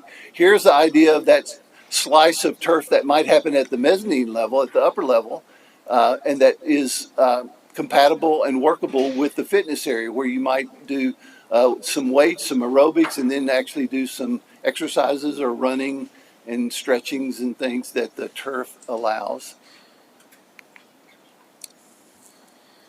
You can see how a fitness level like this, you see the windows and the glass beyond and how it can open up to the spaces beyond. And then finally, just as a reminder of some of the square footages we're talking about, a total square footage of just at 140,000, with the first floor being just under 100, but that also includes 10,000 square feet for the retail area itself. You can see the turf area is 6,700. That's actually a little bit larger than a basketball court would be, so it's a pretty generous size for the turf area itself. The natatorium space with the decks is at 7,700, with about 4,700 square feet of actual water in the natatorium area. Mezzanine level totaling about 25,000 square feet of fitness and track area, and then the second floor, the upper floor, community level, with about 14,000 square feet of conditioned space, and the exterior patio of 1,700 square feet.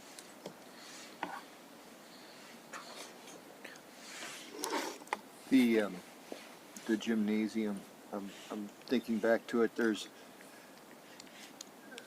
Is there thoughts about programming for renting that out to other than basketball usage? For instance, back when I used to practice martial arts, we'd have belt testings and tournaments, and we would lease out various gymnasiums. And there was never a place in Pflugerville that we could get access to. Mm-hmm. Will there be sort of a spectator area where you can set up stands or roll stands in for people to view events? No doubt, especially where we're creating the storage areas for those kind of rollout type bleachers that are possible. Perhaps there's even some telescoping type bleachers that we can utilize for that, depending on which court you're on. If it's volleyball or just, it may be wrestling and you've got mats, we can position that seating for that. We've got the track wrapping all the way around, so there's the chance that tucked up underneath the track that we could add some additional just spectator sitting, mom and dad watching basketball practice. I think the hockey rink over in Cedar Park has second story spectator areas where you can look down onto the rink. Yeah. That'd be great. I think I learned recently that there's a national pickleball tournament. Maybe we could be a feeder for a regional championship. Sure. And it's a pretty aggressive sport. So sure. It's a wonderful concept. I would say I'm very disappointed though, because despite my continuous complaints and requests against it, you still found a way to put soccer in this. Wait. Just make sure it's clear. His slide was a flag football slide. Oh, he got that. So Caesar hates soccer. Is that what I heard? Yes. Wow. Founder of the what is it? Soccer Haters of America. Wow. Well, the only thing I would ask is about regarding, we were talking about the rooms, the meeting rooms, and making sure they're able to be fenced off and zoned off. I was in a meeting several months ago, and I'll get the space to you, but I was very impressed with what they did regarding the sound portion, because oftentimes when you have those rooms that are sectioned off, you know, sound doesn't necessarily carry for that. So if we can, I'll find out what the system they utilize over there, but it carried extremely well, literally across the room, even when the segmented or lack thereof are there as well. And so I think that building that, again, everything we should be doing is first class. And so if we build that from the onset that way, then after that we set the standard for everybody else to go with that. Excellent point. Okay, Mayor and Council, that's what we have for you this evening. I would like to point out that we will have a booth at Slice of Pflugerville featuring the project to further engage the residents and give them an update as well on the I'm project. sorry, what's Slice of Pflugerville? Slice of Pflugerville happening April 27th. Same as what is it? Quinceañera, or what did you say? That's right. There's no soccer there. There's There's shame if you bring a soccer ball. So that'll be featured at the end of the month here on Main Street, and you'll start seeing the PUD and other process this summer. Sounds great. Okay, thank you. Thank you, everybody. Great presentation, good information. Thank you. Okay. Thank you. See all those, everybody just turned, started looking, Serena stopped typing. I'd like to go ahead and announce item 2B, which is discussion regarding planning for and managing advanced life support emergency medical services within the city of Pflugerville. We're not going to have a whole lot of time, but we'll get started, and we may have to come back to this.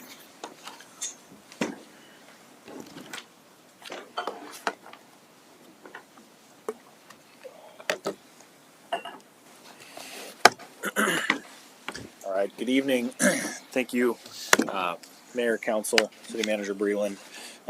Tonight we've got a topic to discuss with you regarding emergency management services for the city of Pflugerville.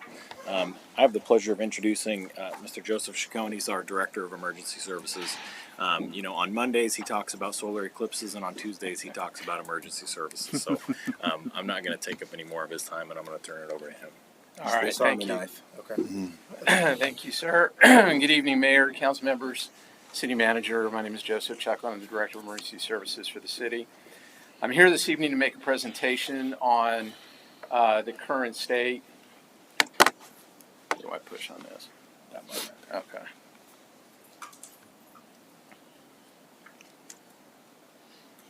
It's a short presentation. It is. You know these guys, they're used to having everybody do it for them. So, look at them.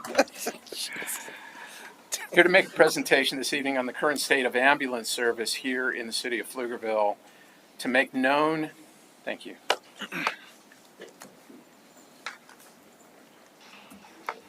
To make known the deadline for either extending that service with the current provider or to look at other options, and to highlight those options to council.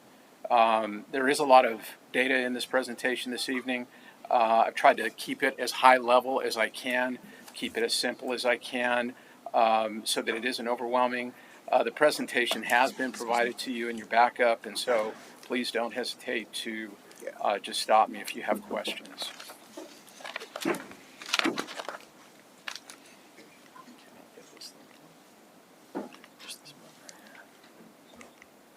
Okay, thank you.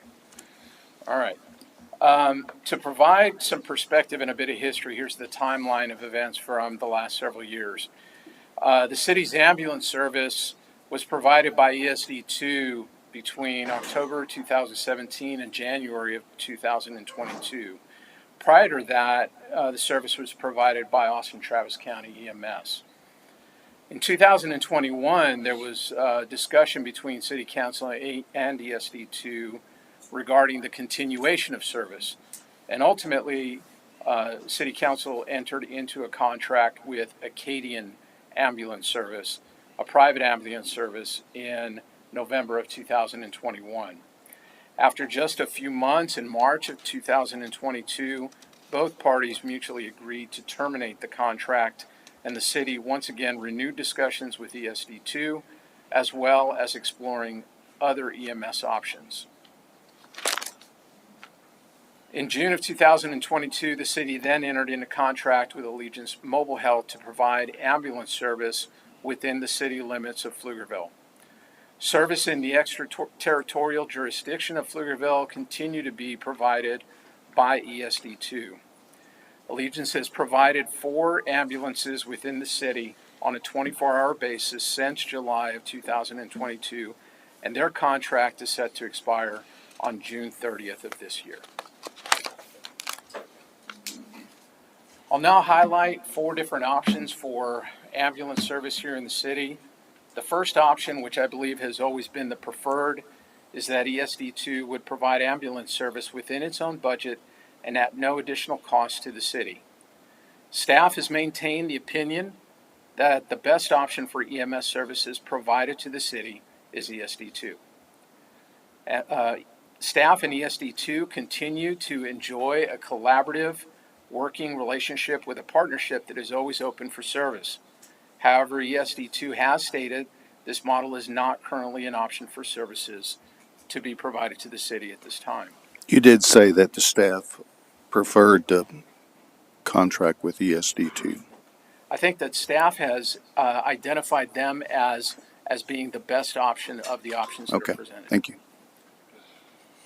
And therefore, we'll be presenting multiple other options this evening that would be presented to you based on cost. We'll have a short discussion on response time data at the end of the presentation as well. The second option is to renew the Allegiance Mobile Health contract. Discussions with Allegiance leadership has indicated that they have not experienced the level of service that they anticipated and are not making as many transports as they predicted that they would. Therefore, they have indicated that in order to continue to operate in the city under the monetary terms of the current contract, they would need to reduce the number of ambulances from 4 to 3. They've also stated that the administrative fee that they pay to CTEC, CTEC being the Combined Transportation and Emergency Communication Center for dispatch services, will need to be offset regardless of the service level that is provided to the city. So regardless, so we're talking about even with a reduction, they would still need that $700,000 offset. So No. that is partially correct. Even if they were to reduce to 3 ambulances, they have generally said, and again, these are just general conversations at this point, that the CTEC fee is right around $100,000 annually. So they would need $100,000, Irregardless. and that would result in 1 fewer ambulance on our streets. Correct. In order to maintain the same service level of 4 ambulances that we have currently, it's estimated that the charge to the city would be $700,000 annually. That's why, I mean, at least that's me. I don't know about anybody else here, but I didn't even think about the 100,000 because reducing the number of ambulances, I mean, if they're doing 4 right now, I mean, it's going to be $700,000. So that's the number that comes to mind for me. I get where y'all come from on this as well. But. So let me ask you this. So you've indicated reduction of ambulances in the city from 4 to 3, and it may be the next slide. What would be the approximate cost for 3 ambulances? So for 3 ambulances, we're just looking at that offset fee for the dispatch services. So it'd be $100,000 annually. And I'll kind of recap that towards the end. But if we want to maintain the current service level of 4 ambulances, we're looking at but they've said that they didn't have their projections were off for 4 ambulances. So why would we want to keep 4 ambulances? I'm just making a comment. We don't need to get into that now, but that doesn't make any sense. I'd love to see the impact on response times, what we're getting now and what we get with 1 fewer, or your other option there, 1 more. And also interesting, why is this such a substantial jump between 4 and 3? Oh. It's not. It's a $600. Everyone else I've talked to says an ambulance is $1 million a year. Yeah. They're putting an ambulance at $600,000 a year for the 4th and $600,000 for the 5th. So, but if they're saying that the 3, so you're saying the administrative cost for each ambulance would be $100,000 per ambulance? No. They're saying, and the CTEC correct fee me is if I'm wrong. $100,000. They're saying that the current money revenue coming in supports 3 ambulances, and they're happy there. but they need to offset, they need us to offset their CAD expenses, which is $100,000. Regardless if it's 3, 4, 20 Right. ambulances, the CAD costs $100,000. To add one ambulance to keep it at 4 is $600,000. To add 5 is $600,000. Presumably, to add 6 would be another. Would be another one. So Yeah. 600,000 is the cost of that fourth ambulance. Okay, so are we But not getting? I'm with Doug's question. Sorry, Mayor. Yeah. I'm with Doug's question in terms of at some point wanting to look at. They said that the current service area doesn't support 4. I'd like to see the, What's that mean to impact people? of bringing it to 3 is, and what does that mean? Not supporting 4 mean? Does that mean that the billing is off, or there's not enough volume, there's not enough calls? What does that mean in terms of the area doesn't support? I mean, 4? to me, when I hear that, what I'm hearing is a volume thing. I'm not hearing a billing thing. Well, Right. maybe it's a transport thing, and there's not, because remember we learned that the advanced life support transport services is different than picking someone up from an accident scene. That there's a lot of those interagency transfers is where they get a lot of the revenue, and so maybe there's not as many of those that they were predicting, which they used that money to offset the first responders. That's correct. Right. Yeah. That's my understanding. And correct me if I said anything wrong. Please. No, council member, I think you've got it, you hit it pretty squarely.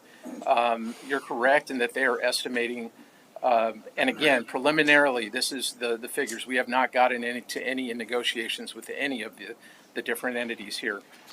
Is a $600,000 fee for the ambulance itself, $100,000 regardless if we have 3, 4, 5 ambulances. That's how much their increase that they are seeing in their dispatch services through CTEC.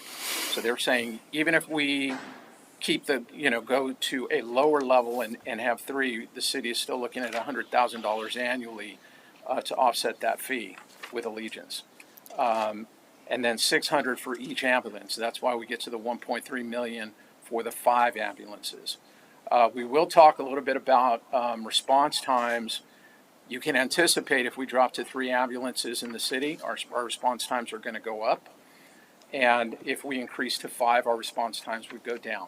I did ask them, if we were to go to 5, how much could we see a reduction? What would you anticipate a reduction in response times? They estimated a 90 to 120 second reduction, adding another ambulance to what we currently have. And you'll see the response times that I'll put up on a slide here in a moment. Well, let me make a comment about response time, because I think while that's a very critical factor in meeting an emergency situation or even a non-emergency situation, I think anytime a fire truck rolls or an ambulance roll, it's considered an emergency of sorts. The thing about and of course, the purpose of the ambulance is the advanced life support, okay? But I'm thinking that also we have to keep in mind that probably in a majority of the cases, the ESD2 first responders arrive on a call probably a lot quicker, and not necessarily always, but typically a lot quicker than the ambulance does. So in those situations, I mean, I don't know how you calculate response time with ESD2 that's involved that could have some preliminary impact on that individual or family's life in terms of, and again, we don't know what the situations may be. It could be a heart attack, it could be a broken leg, it could be any number of things. So I think let's not get over exaggerated on response time, because I think we have some of that covered initially by the first responders, ESD2. Advanced life support gets there. If it's a matter of transporting, in many cases, I would assume, then that's where maybe that response time for Allegiance is very important, is how fast. And I don't say fast.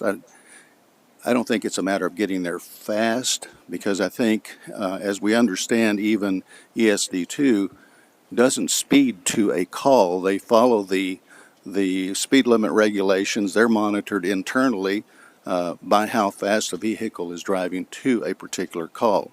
So I don't know about Allegiance and how they manage that protocol, but again, response time I think is a little gray. Thank you, Mayor. Moving on to EMS option number 3, and this would be entering an interlocal agreement with ESD2 for ambulance service. This would increase the overall service level for the city by making 6 ambulances available. 4 of those would be stationed within the city limits, and 2 would be stationed in the ETJ. Preliminary figures provided by ESD2 indicate that the service could be provided for an annual subsidy of $2 million.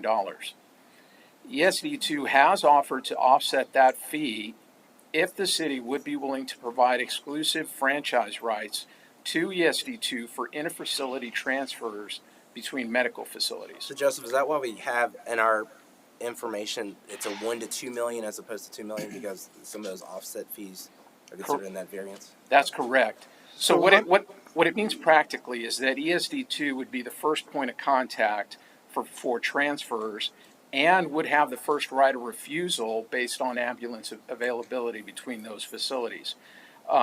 Those transfers are paid for through insurance, federal reimbursements, and private payments, and ESD2 would be able to collect those fees. And then looking at historical data and attempting to predict how much revenue this would provide for ESD2, they've indicated that it could be as much as $1 million annually. So they would be willing to reduce that $2 million subsidy by whatever they get in those interfacility transfer fees. So, what, and understand you may not have an answer, but what's the likelihood of the city being able to enforce something like that? Because, I mean, Baylor Scott and White surely negotiates with their ALS transport providers, and they've got a hierarchical thing, or Seton has one, or whoever. And so, does the city have the ability to say, no, whatever agreements you have are void, and you have to use the provider that we've... But isn't inter-facilities different, right? Like, so if I'm having an emergency, I can tell you what hospital I want to go to. Like, you have the one that's just, okay, this is the one that you usually go to. This is one they have as their provider. I can't think of the term. But then you can't, if you have a car wreck and you can't pick which hospital you go to, it has to be a certain level, and I forget the rating of hospitals, but that's different than inter-facility. Well, that's what I'm saying, because when you get in an accident, you can ask to say, hey, listen, I want to go here instead of there. That happens. Someone who has to deal with these cases, that happens all the time. What they're talking about is inter-facility. So I'm guessing from one, from Baylor Scott and White to another Baylor Scott and White, yeah. and so that may already be negotiated internally with Baylor Scott and White. They may have a provider that does that. That's not an industry usage. That's something that's used regularly in the industry. Is that? I thought we established an exclusive franchise on interfacility transfers already. Who holds the exclusive franchise on interfacility transfers? So I wanted to just kind of clarify a little bit. There is a piece in city ordinance that talks about franchise agreements, and the council's ability to grant those. And so, were council to decide, you know what, whoever the provider is going to have that exclusive franchise, then Baylor Scott and White or whatever medical facility is informed of that and makes that call first. They call them first. And this is for what I would say is not the most emergent transfers. If it's an emergency and somebody's having a cardiac issue and they're not at a cardiac hospital, you get the first ambulance that's available, and and they go and they make the transport. It's for those ones that can wait a little bit, and even then there are time limitations on how long they expect an ambulance to arrive and to make that transport before they move on to the next one. But those kind of franchise rights are spelled out in city ordinance. So let me ask here again, a clarification in terms of interfacility. That's just not a hospital, right? It could be a nursing home where you have a patient that actually maybe needs to be transported home, if that happens to be the case, or another medical facility, not an emergency situation. So it's just not a hospital, is that correct? That's correct. Okay. it could be other facilities besides a medical facility. And I mean, and that's akin to what was talked about in ESD number 2 years ago, is that, hey, listen, I've got a doctor's appointment, come from the nursing home. There are a lot of ambulance services that will take them to their appointment and take them back to their house. Is that interfacility?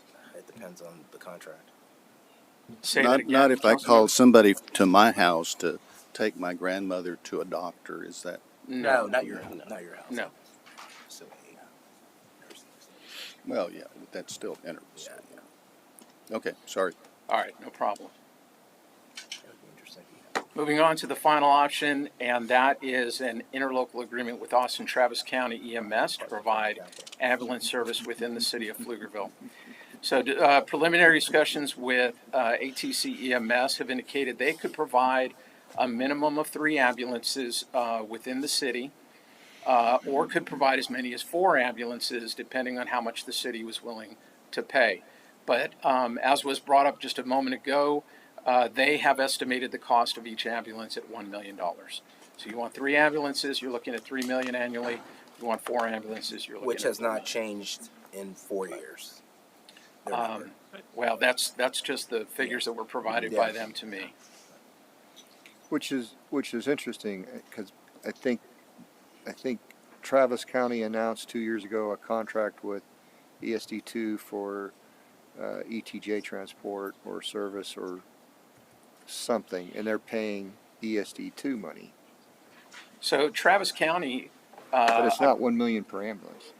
right, so I'm probably not the best one to speak on this particular piece of it. It's probably going to be ESD2, but my understanding was the ESD 17 overlay is actually providing the funding for the ambulance service in the ETJ, and they're receiving money from that to be able to provide that service. But not in the ETJ of Pflugerville. That wasn't passed. No, in the ETJ of Pflugerville. That's my understanding. Interesting. No, there's, you're right, Jim, the Travis County Commissioners Court has provided funding to ESD2 for the ETJ service. I believe there was a number in our packet about that, I'm trying but to I don't remember, remember was it. it $750,000? I think It was 800. $800,000. 800,000, I'm close. Yeah. But yeah, that was. And I that was believe several the years number's ago. higher, and I think I saw something in our packet. Yeah. It's just interesting that, I'm not going to comment. Thank you. Yeah, it's, I know I've seen the I heard Travis, Austin Travis County EMS quote. I think in the past I've seen it at 1.1, 1.2, right around $1 million. It looks like the ESD2 option as well is right around $1 million in ambulance. It was $2 million for 2 ambulances, 2 more ambulances than they have now. It's interesting to see the Allegiant quote where 3 ambulances are included in the cost, and then $600,000 for each additional. So it's definitely a strange way to finance. Well, I don't know. I don't know if you could say a strange way to finance. I think that The money's in there somewhere, Yeah, right? there's an interesting juxtaposition There you go. with that. Okay, briefly, I'll go over some runtime data as well as the average number of calls per month that each one of these services. Joe, how many do they have right now? How many ambulances do they have out there right now? Allegiance 4, right? currently has Yeah, 4. just want to make That's sure we're clear.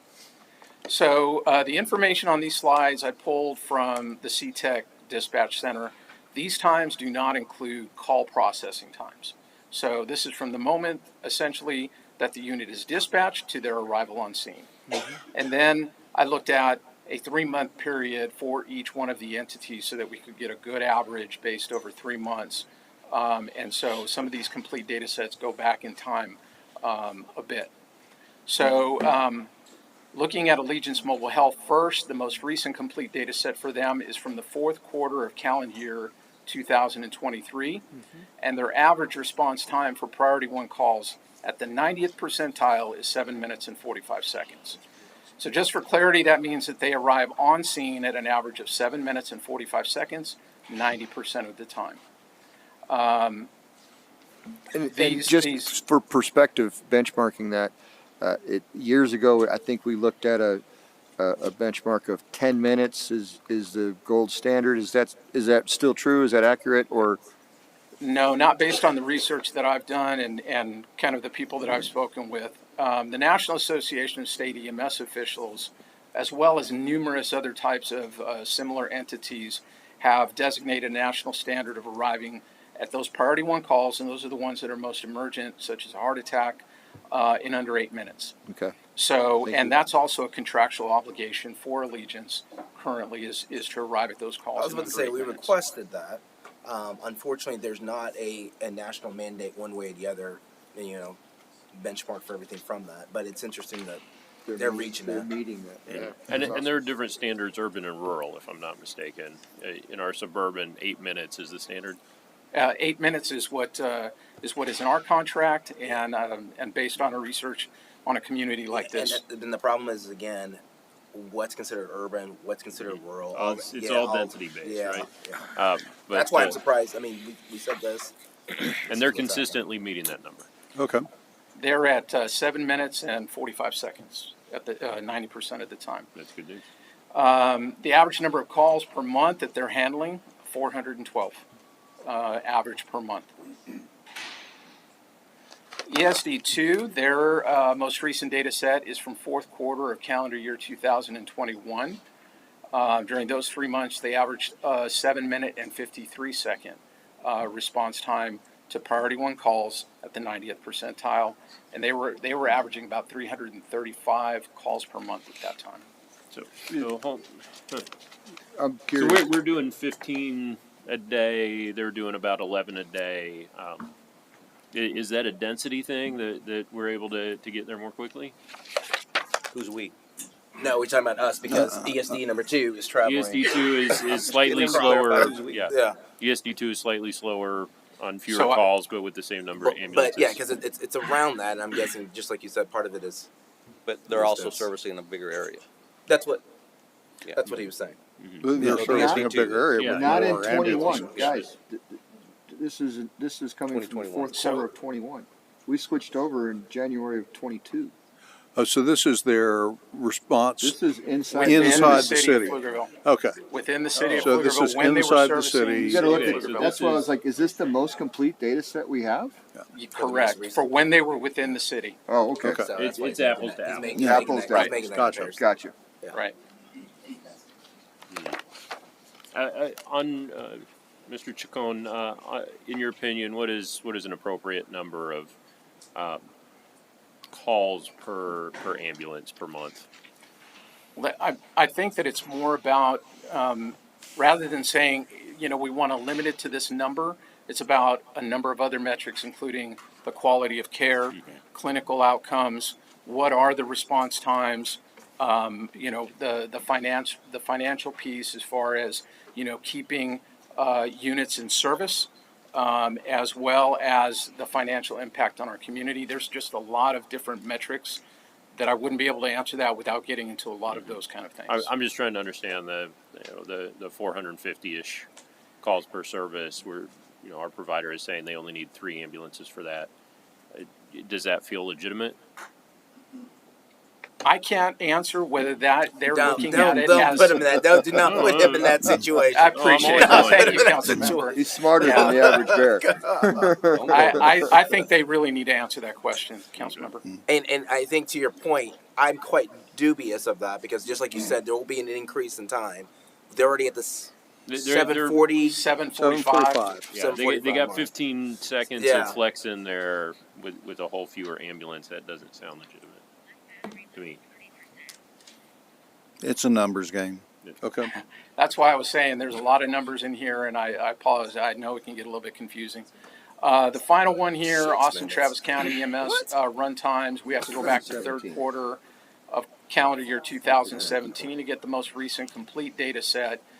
During that time, they were averaging 6 minutes and 29 seconds response time to those priority one calls at that 90th percentile.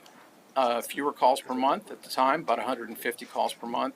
So, so you can see that there were. And that was fewer in calls. the It's just city a of little, Pflugerville. little more than, 40% as many calls as we're running now? That's what How many Jim made the ambulances point. were in Pflugerville at the time? 3? I think Two. they had 3, yes, sir. I 2 or thought 3, it yeah. was- How many traffic lights were there in town back then? 2. Yeah. I think What I want to do is just kind of try and encapsulate this very quickly into 2 slides based on costs and runtime, so that you can just kind of see here again. The first option, that ESD2 would provide the services at no additional cost to the city, which ESD2 has indicated is not offered at this time. Secondly, Allegiance Mobile Health can provide the service for 4 ambulances for $700,000, which is our current service level, or for 5 ambulances, it'd be $1.3 million. If it was to reduce to 3 ambulances, I believe that they've indicated it'd be approximately $100,000. The third option, which is ESD2, is to provide the ambulance service for that annual cost of $2 million with the fee offset. And then finally, Austin Travis County EMS, depending if you want 3 or 4 ambulances, is between $3 and $4 million. So part of the frustration is that part of the electricity regarding the numbers themselves, that you're saying, like, dude, how's it go from here to here, also has to do with what's being equipped on the trucks themselves. It also has to do with the administration fees and all the other things that come into it, and a lot of things that aren't necessarily going with the service itself. So when you see something like this, like, you're thinking to yourself, well, how the heck does Austin Travis EMS even remotely have a conversation with this, with 3 to 4 million, even compared to that? Because even ESD number 2 is telling you we can get down to 1 million if we do offset fees right there as well. And then you have Allegiance who's saying, okay, I've got 700,000, and then go from that to if you had another one, 1.3. So Remember the it's tough. conversation we had with the joint board 2 years ago, when we talked about this fee offset. Just to put it in perspective, that was the city doing the collections on that. So we would still pay $2 million, but their board asked us to do the billing and collections to offset that by getting the direct billing ourselves. We'd be taking on the administrative overhead All with that. that offset. At least that's as per our last conversation. That- I think it's also important to note that the $2 million there is for 2 additional ambulances. For 6. Austin Travis County EMS, again, 3 or 4 ambulances. The cost feels essentially the same. The question is whether or not that's enough ambulances for ESD2. I was about to say ESD Well- number 2 is also, yeah, it's up to 6. ESD2 is saying they'll provide 6 ambulances for the city and the ETJ. They're saying they'll add 2 additional. They'll add 2 to additional. 4. That's, But is, yes, are yes. they saying that? So, yeah, that they're they're going saying to add both- 2 so ambulances above and beyond? You're saying the same thing. David, Go but ahead. yes, Keep going. both are true. Keep going. Both David. are true. I want to make sure that I understand this correctly. So they currently have 4 ambulances in the ETJ. They're saying they would add 2 more ambulances to make it a total of 6, place 4 within the city limits, and keep 2 in the ETJ. Well, I believe 4 are So- already so placed. Okay, you're both saying the same. So it's not actually, it's not any more ambulances available in the city than either Allegiance or Austin Travis County is offering. Yeah, how many would be placed in the city? You're correct. Okay. those would that's be why. responding Yeah, but I was going to say, but Yeah, remember where you're responding. responding from, because if you're responding to, like, Well, he's my trying place, to twist it. Yeah, If you're in He Wells is. Branch, Let's be Oh, honest, oh, he's oh, trying oh. to twist it. you know, they've got a great station in Wells Branch, but those ambulances are not coming to my house. You don't know that. But what he said.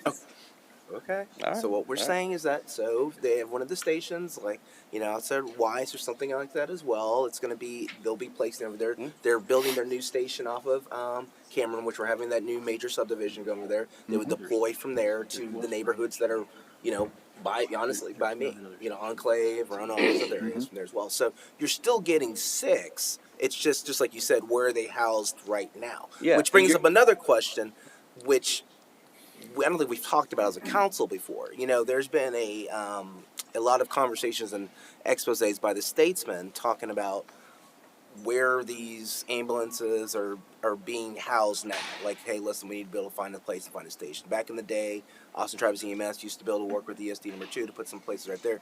Now with Allegiance, where are they standing their folks? So they are not stationing them at fire stations. They're finding, much like Austin Travis County EMS in the expose you're referring to, Yeah. they're finding other locations for their technicians to be able to rehab to have some downtime because they're on 24-hour shifts, and they're doing much the same. So that is part of the whole conversation.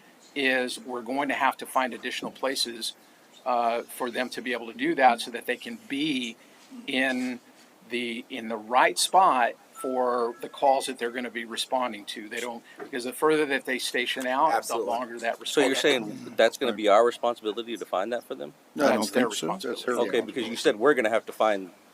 I apologize. I want to just make saying, sure. as, All right, as a just team, I got to make We're sure. all as a in. team, yeah. If Austin Travis County EMS is providing service, are they going to base in the fire stations here, or are they going to base? They're going to have to find their own base. I think they're going to have to do the same thing, regardless of who it is, and find a place to be able to base.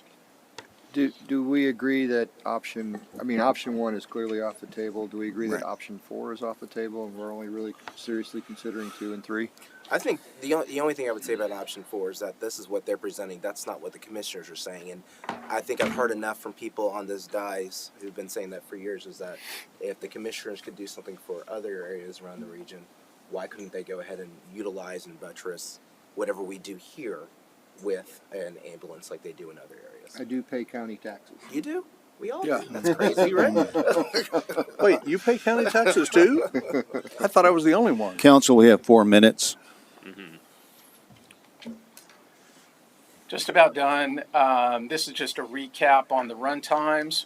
And again, Allegiance Mobile Health is averaging 7 minutes and 45 seconds, ESD2 7 minutes 53 seconds, and ATC EMS was averaging 6 minutes and 29 seconds when they were here.